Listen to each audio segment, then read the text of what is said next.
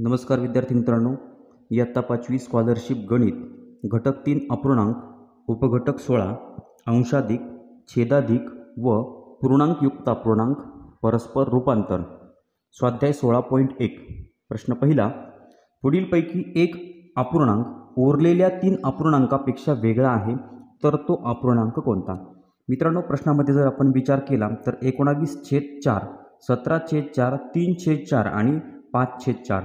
मित्रांनो, 19/4 मध्ये अंश मोठा आहे, 17/4 मध्ये अंश मोठा आहे आणि 3/4 मध्ये छेद मोठा आहे, 5/4 मध्ये अंश मोठा आहे. म्हणजे या उदाहरणामध्ये 3 अपूर्णांक अंशाधिक आहे आणि 1 अपूर्णांक छेदाधिक आहे. मग छेदाधिक कोणता? तर 3/4 हा छेदाधिक अपूर्णांक आहे. म्हणजे ज्या अपूर्णांकाचा छेद मोठा असतो त्याला आपण छेदाधिक अपूर्णांक म्हणतो आणि हा अपूर्णांक 3 अपूर्णांकापेक्षा वेगळा आहे. म्हणजे पहिल्या प्रश्नाचं उत्तर आहे पर्याय क्रमांक 3, 3/4.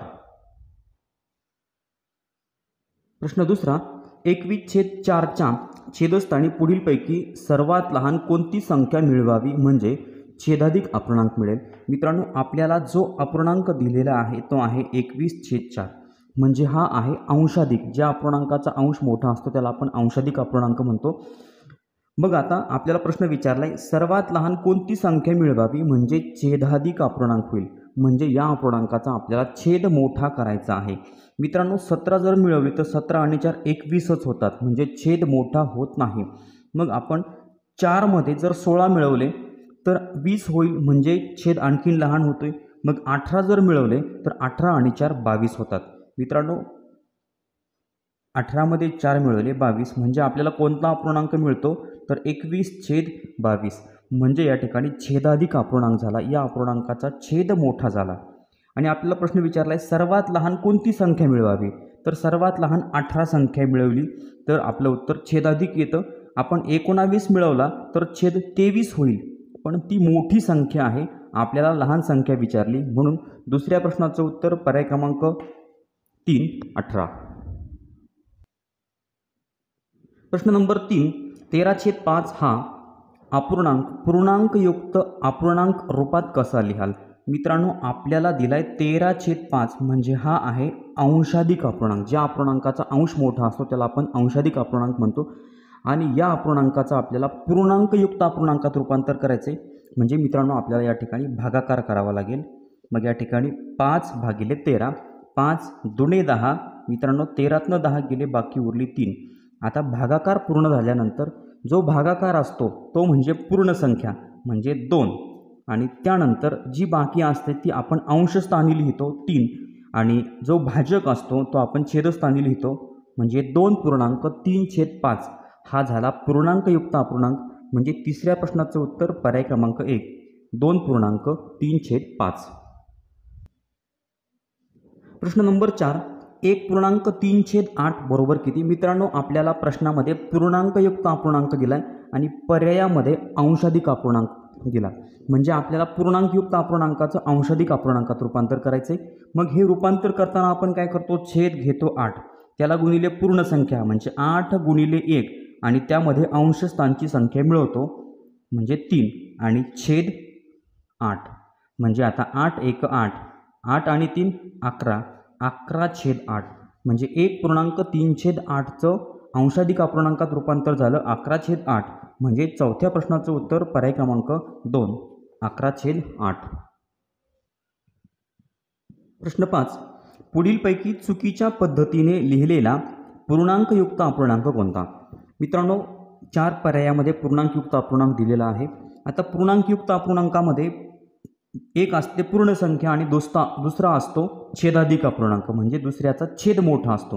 मग आता 2.3/5 हा अपूर्णांक बरोबर आहे.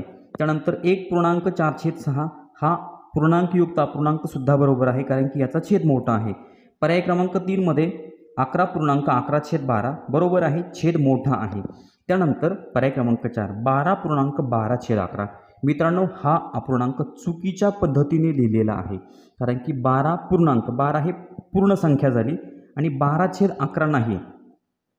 तर अपूर्णांक जो असतो तो छेदाधिक असतो म्हणजे छेद मोठा असायला पाहिजे, अंश लहान असायला पाहिजे. म्हणजे 5व्या प्रश्नाचं उत्तर आहे पर्याय क्रमांक 4. प्रश्न 6वा 33/7 या अपूर्णांकाचे पूर्णांकयुक्त अपूर्णांकात रूपांतर केल्यास मिळणारे उत्तर पुढीलपैकी कोणते? मित्रांनो, आपल्याला दिलाय अंशाधिक अपूर्णांक म्हणजे अंश मोठा आहे 33/7. आता या अपूर्णांकाचं आपल्याला पूर्णांकयुक्त अपूर्णांकात रूपांतर करायचे म्हणजे आपल्याला भागाकार करावा लागेल 7/33. 7 1 7, 7 2 14, 7 3 21, 7 चौक 28. भाग 28चा जाईल. मग 33मधनं 8 गेले, बाकी उरली 5.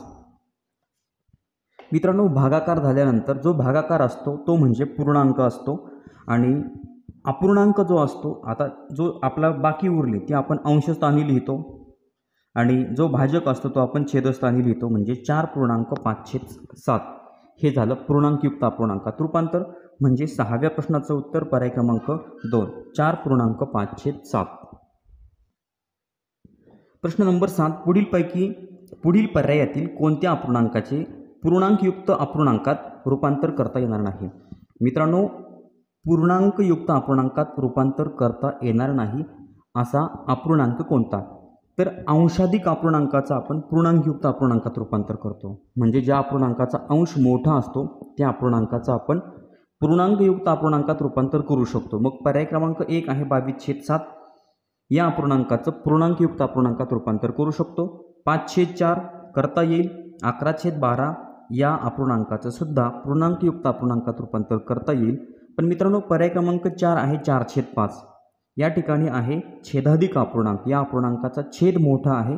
मग छेदाधिक अपूर्णांकाचं आपण पूर्णांकयुक्त अपूर्णांकात रूपांतर करू शकणार नाही. म्हणून 7व्या प्रश्नाचं उत्तर पर्याय क्रमांक 4.